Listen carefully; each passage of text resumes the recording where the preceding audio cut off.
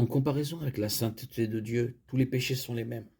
Chaque péché de la colère au meurtre, du mensonge blanc à l'adultère, mènera à la condamnation éternelle. Tout d'abord, tous les péchés n'ont pas les mêmes conséquences terrestres, bien que la convoitise et l'adultère soient tous deux pécheurs. L'un, l'adultère, aura des conséquences pires que l'autre. Les conséquences d'avoir de la convoitise dans son cœur ne seront pas aussi graves que de commettre l'acte physique d'adultère.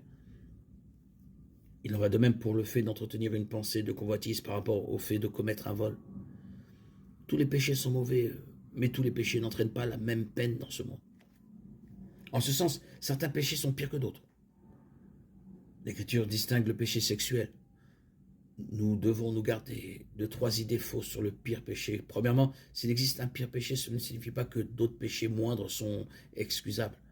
Le péché est un péché et il est tout à fait injuste. Jacques 4, 17.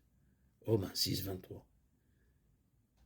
Tout péché, aussi petit soit-il, va à l'encontre de la nature et de la volonté d'un Dieu infini et éternel, et mérite donc une punition infinie et éternelle.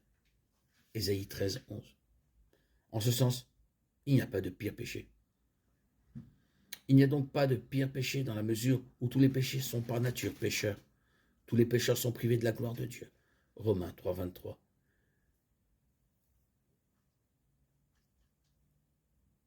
Car tous ont péché et sont privés de la gloire de Dieu.